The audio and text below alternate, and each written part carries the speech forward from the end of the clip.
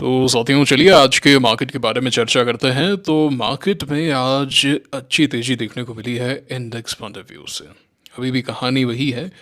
Index में काफ़ी अच्छा एक्शन था, आज भी है ना, बहुत ही ज़्यादा अच्छा एक्शन था। कह सकते हैं आप, कहीं ना कहीं शॉर्ट कवरिंग आई ऐसा लग रहा है। एंड जो यहाँ पे 21 अगस्त गुरुवार का जो एक लेवल था, है ना, जहाँ से मार्केट घूमा था 15 अगस्त के मोदी जी के भाषण के बाद में जीएसटी पे जो एक स्विंग आया था मार्केट में, वहाँ मार्केट ने आज उस लेवल को रिक्लेम किया है, उसके ऊपर की क्लोजिंग दी है। एक काफ़ी अच्छे संकेत हैं। एंड जिस तरीके से मार्केट ऊपर आ रहा है बहुत ही बढ़िया है ना। लेट अस सी क्या होता है। लेकिन अगर एक बार मार्केट 25,700 के ऊपर जाता है मोटा मोटी, तो फिर मुझे लगता है कि हम बहुत तेज़ी से ऊपर जा सकते हैं। उसमें अभी समय है, ऐसा नहीं है कि अभी ही हो जाएगा। आई थिंक अभी और समय यहाँ पे लगना चाहिए। बट वो एक पॉजिटिव होगा, इंडेक्स पॉइंट ऑफ व्यू से बहुत ज़्यादा पॉजिटिव आप कह सकते हैं, वो हमें देखने को मिलेगा, है ना।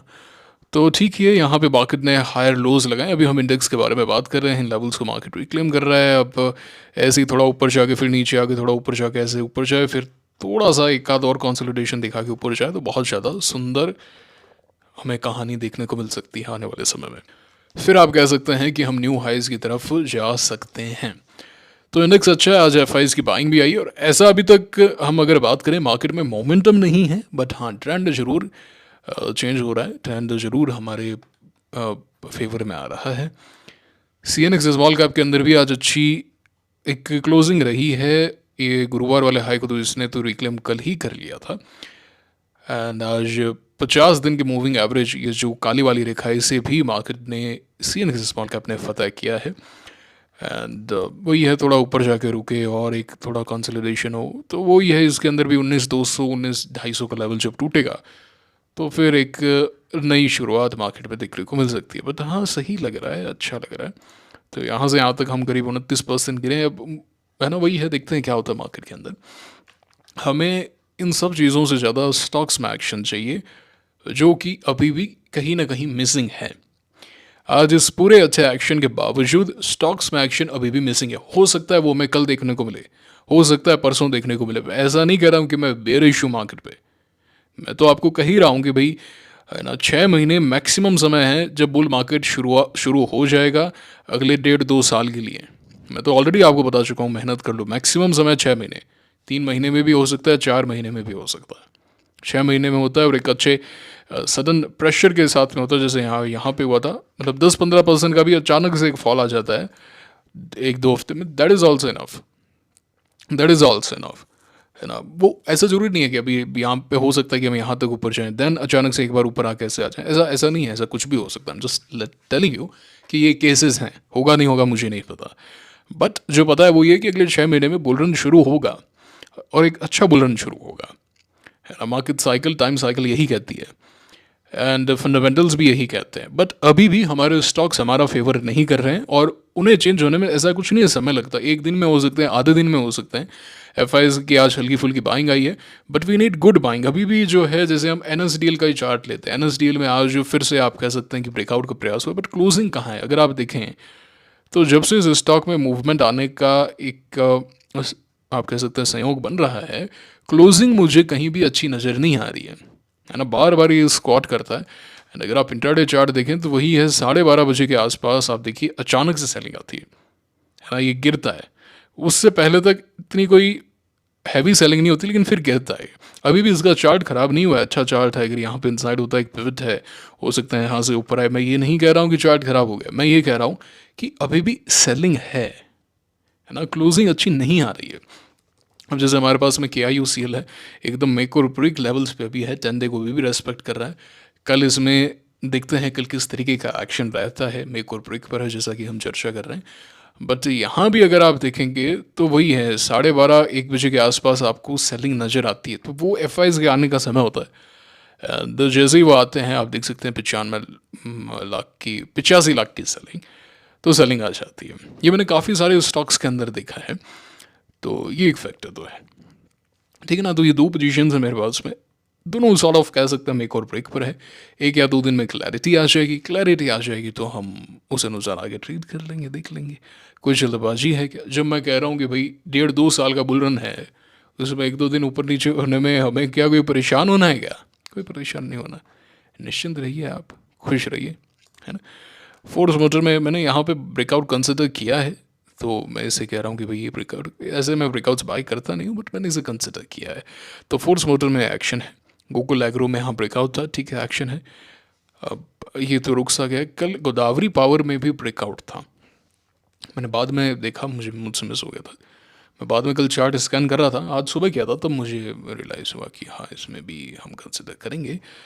तो सॉर्ट ऑफ ये 3% आज नीचे आया है आफ्टर ब्रेकआउट एक्शन, तो भी मिसिंग है। अब अगर वापस ये नीचे आता है तो हम कह सकते हैं वोलेटिलिटी, अगर यहीं रुकता है, एक दिन रुक के फिर ऊपर जाता है, तो वो भी कंसिडर किया जा सकता है कि अच्छा एक्शन है। जायसवाल नेको ठीक है, इंद्रप्रस्थ फेल हो गया, ये तो ब्रेकआउट हुआ था, फेल सा हो गया। अब ब्लैक बक का चार्ट फेल हो गया, कैसा अच्छा है यहाँ पे पूरा था, लेकिन अब ये जो क्लोजिंग है ये ख़राब हो गया है। Jamuna auto another pivot you can say, but I am not at all buying, मैं तो यही बाय नहीं कर रहा था। Sundaram holding great action, K I UCL make और break, Amber enterprises is holding up well, even your Indo farm है ना, इंडो फार्म का चार्ट भी सुंदर है, वापस ऊपर आए, थोड़ा सा यहाँ रुक जाएगा तो बहुत ज़्यादा बढ़िया हो जाएगा। पीओसीएल में आज अच्छी बाइंग है, करीब 6% ऊपर था, अच्छा एक्शन है पीओसीएल में। आज भी हम इसे ब्रेकआउट या पुल बैक कंसिडर कर सकते हैं, pull back buying, pull back buy breakout. Cross में अच्छा एक्शन आया, तो आज कहीं ना कहीं बेटर एक्शन रहा है एज़ कम्पेयर टू यस्टरडे और डे बिफोर यस्टरडे, यानी शुक्रवार और जो सोमवार का एक्शन था उससे आज कहीं ना कहीं बेटर थे हम, इसमें कोई दो राय नहीं है ना। हम हल्का फुल्का बढ़िया ही होते हुए नजर आए, और अगर एक या दो दिन और अच्छे हो जाते, मान लेते हैं हमारी एक आध दो ट्रेड चल जाती है, तो हमें और कॉन्फिडेंस आ जाएगा, फिर जैसे क्रॉस जैसे सेटअप भी हम बाय कर पाएंगे, हम और बाइंग कर पाएंगे। जल्दबाजी बिल्कुल नहीं है, निश्चिंत रहें आप, है ना, निश्चिंत रहें। अब जैसे क्रॉस में मुझे लगता है बहुत ही एक अच्छा सेटअप है, यहाँ पे भी देखा जा सकता है अगर 238 के ऊपर जाता है, और अगर यहाँ पे रुक जाता है क्या 2 दिन, तो ये बहुत ही ज़्यादा सुंदर हो जाएगा, देख सकते हैं, डेफिनेटली देख सकते हैं, है ना। अब ये स्पिक तो फेल ही हो गया, और रॉस्टैक भी sort of volatile and sort of failure, GSSL भी वही है, गुड। स्टैलियन अब वो थोड़ा सा मोमेंटम लूज कर रहा है, जो इसे करना भी चाहिए क्योंकि इतना ऊपर जो गया है। डिक्सन ठीक है, टेंडे को होल्ड कर रहा है, क्रिशाना भी ठीक है, ये नीचे आ गया, बाकी somewhat momentum is missing here and there. IGCL का चार्ट टॉप नॉच चार्ट 115 के ऊपर, इसमें काफ़ी अच्छा एक्शन आप एक्सपेक्ट करके चल सकते हैं अगर मार्केट का साथ मिलता है तो, है ना। यहाँ पे एक्शन 115 के ऊपर डेफिनेटली देख सकते हैं। ये बात है कि R N is not that great, NSDL भी मुझे तो वारी वाइब्स दे रहा है, तो वारी एनर्जीज वाली जो वाइब्स हैं वो आ रही हैं इससे, है ना, कि भाई सभी लोग अंदर हैं और बढ़ नहीं पा रहा है ये स्क्वाट्स के। I don't like squats, squat जो है वो एक दिन का होता है, सिर्फ एक दिन का स्क्वाट, ज़्यादा से ज़्यादा 2 दिन का, और ये जो क्लोजिंग्स हो रही हैं वो अच्छी नहीं हैं, है ना। कहीं पर भी ठीक है, आप कह सकते हैं कि ये एक सप्लाई जोन है, तो प्रयास भी तो कर रहा है ऊपर जाने का, ठीक है। एक दिन अगर यहाँ रुकता है ना, कल अगर जैसे यहीं खुलता है सीधा यहाँ पे ऊपर आकर रुकता है और 1325 के नीचे रहता है, फिर एक अनदर पिवट है, हो सकता है फिर मूव करे, थोड़ा सा डिलेड एक्शन आ सकता है, I don't mind that, but हाँ अगर 1275 तोड़ेगा तो फिर एग्जिट है मेरी तरफ से, मैं पर्सनली एग्जिट कर दूंगा, उसके बाद वे कहीं पर भी जाए, ये जाने इसका काम जाने, ठीक है ना। तो as a step to positions have told you, and बाकी अगर हम बात करें रीसेंट आईपीओस को लेकर, है ना, तो विक्रांत में आज ठीक ठाक एक्शन था, इसमें कोई दो राय नहीं है। विक्रम सोलर भी लगता है कि यहाँ पे रुकेगा तो और वापस ऊपर जा सकता है, बट वही है, नंबर्स पे ऊपर तो गया था, बट एक बार जिन लोगों ने बाय किया वो तो एक बार 8% नीचे आ गया, एक बार तो आपका मोमेंटम हिल गया ना, आपकी जो ट्रेडिंग है वो तो आउट ऑफ सिंक हो गई ना, है ना। ब्लू स्टोन भी जैसे आज गिरा, क्रिजैक कहाँ है, क्रिजैक मैंने सेल कर दिया था, टेंडे टूटते ही, वही है, मोमेंटम गायब सा है इसमें से, स्टिल कैन मूव, बट कौन सा आईपीओ था, सुलह वाइनियार्ड शायद था क्या, हाँ देखते हैं, Sula vineyard, yes, not very same but somewhat, जो मैं आपको बताना चाह रहा हूँ, क्योंकि यहाँ एक ब्रेकआउट आप कंसिडर कर सकते हैं, then here was the breakout, then ये स्टॉक यहाँ पे 10 डे तोड़ देता है, फिर एक सॉर्ट ऑफ यहाँ पे एक छोटा सा बेस आप कह सकते हैं, within the base, and then हल्का फुल्का मूवमेंट, बट वो वॉलेटाइल ही रहा, ऑल द मूवमेंट काफ़ी आए इस स्टॉक के अंदर, अच्छा खासा मूव भी करता हुआ नजर आया, बट ये था, है ना, तो वैसा सा हल्का फुल्का आप कह सकते हैं। एच में आज आज ब्रेकआउट हम मानेंगे, ब्रेकआउट हो गया, अभी भी 5% वाली लिमिट में है, if I am not wrong. जी हाँ, 5% की सर्किट लिमिट का ही आईपीओ है। बाकी एक चीज़ मैं आपको बता देता हूँ कि इन्हीं में से जो 2025-2024 में आईपीओस आए हैं, अगले बुल मार्केट के यही लीडर्स बनने वाले हैं। इनमें से कुछ ऐसे स्टॉक्स होंगे जो मल्टी बैग रिटर्न्स देंगे, जिनके बारे में हम चर्चाएं करेंगे, है ना। आने वाले वर्षों तक चर्चा होगी कि वो एक आईपीओ आया था उसने मल्टी बैग रिटर्न दिया था। जैसे क्रॉस का चार्ट अभी अच्छा है, कितना जाएगा क्या जाएगा वो नहीं पता होता है, बट जैसे हम एग्जांपल्स ही लें तो इरेडा में अच्छा पैसा बना, आईआरएफसी रिसेंट आईपीओ था 2020-21 में आया था, आरवीएनएल 16-17 उस पीरियड का आईपीओ था, बीएससी उसी पीरियड का था, सीडीएसएल उसी पीरियड का था, है ना। तो जो भी रीज़न बढ़िया आईपीओ रहते हैं वो बढ़िया पैसा बना के देते हैं। तो इन्हीं में से हम चर्चा करेंगे। मुझे नहीं पता कौन सा होगा, चार्ट जैसा जैसा बोलेगा वैसा वैसा करते जाएंगे। अगर मुझसे पूछेंगे कि भाई आपको क्या लगता है, आई थिंक विक्रांत में वो कैलिबर है ना, मुझे लगता है वो कैलिबर है। MEIL मंगल इलेक्ट्रिकल में भी है, ट्रांसरेल में है, डेफिनेटली है, जेम एरोमेटिक्स अभी तक तो ठीक है, कैलिबर तो है, डेफिनेटली कैलिबर है इसमें। एंड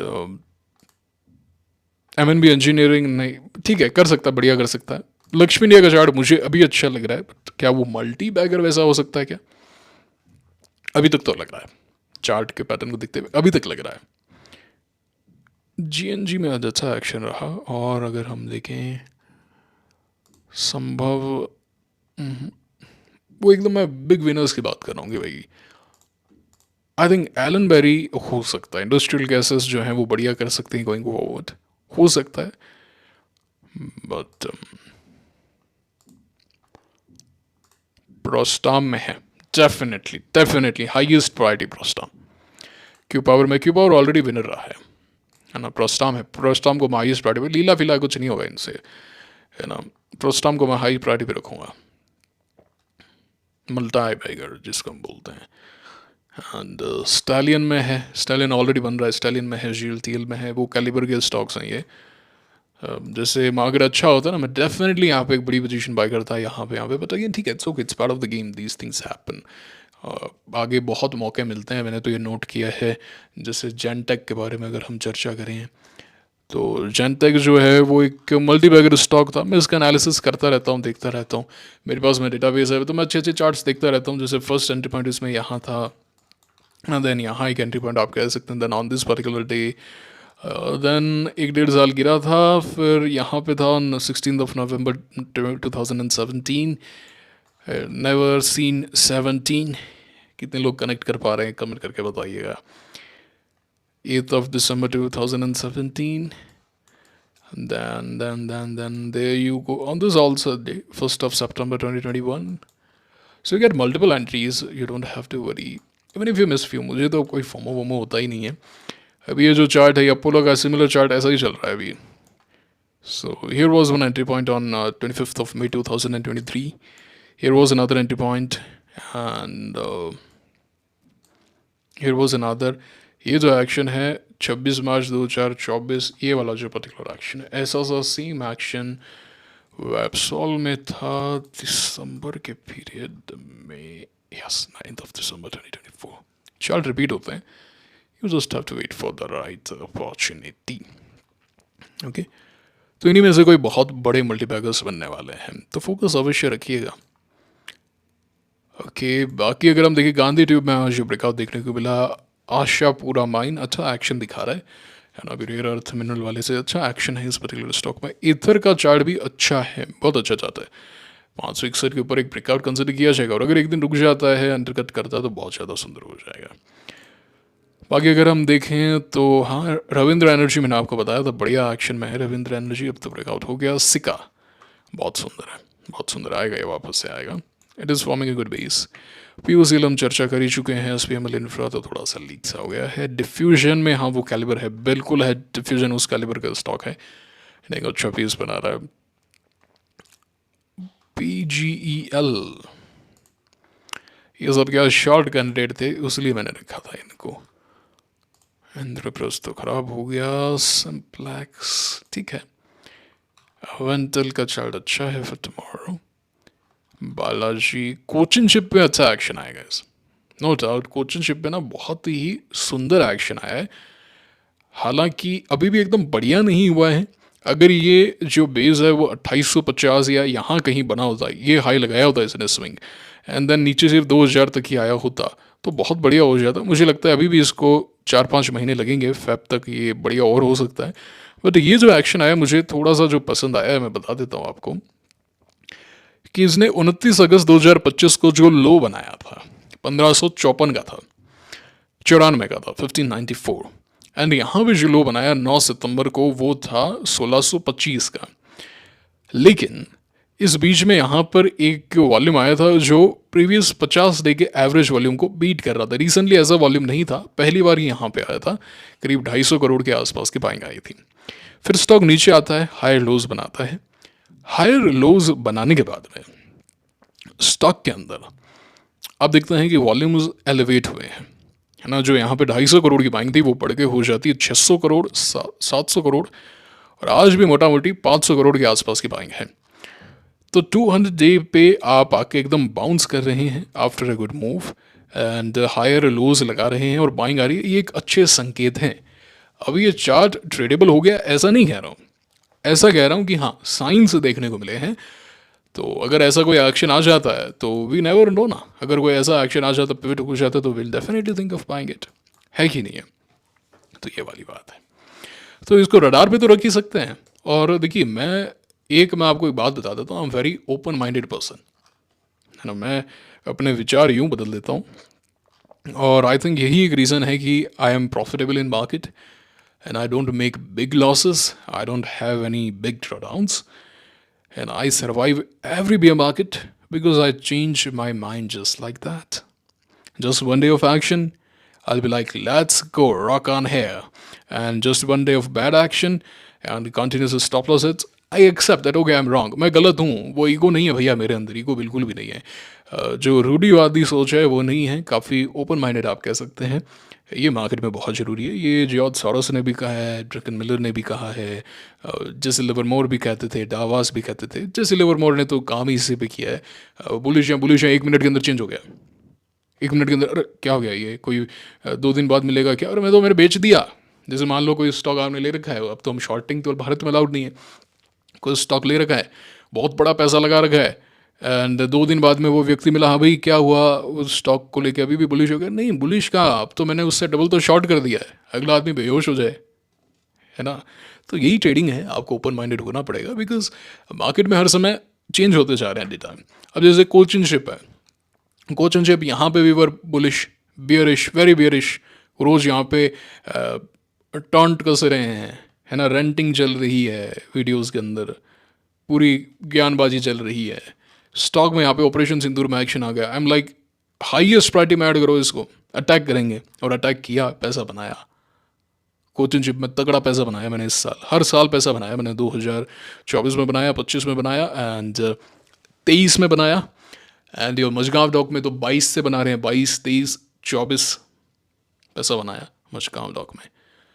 तो कोचिन शिप में मैंने जब भी कोचिन शिप को बाई किया प्रॉफिट दिखे गया, जब भी बाई किया। इसका ये नेचर है, ये 10 डे एक बार रेस्पेक्ट करने लग जाता है ना, एक बार ये स्टॉक 10 डे को रेस्पेक्ट करने लग जाता है तो फिर दबा के पैसा बना के देता है। ये इसका नेचर है, ये स्टॉक कैरेक्टरिस्टिक है। अब ये जो कॉन्सेप्ट है वो मैं अपने मन से नहीं बता रहा, मैंने डारवास से सीखा, मैंने जैसे लिवरमोर से सीखा, है ना, मैंने राकेश जी से सीखा कि हर स्टॉक कोई ना कोई कहानी बयां कर रहा है।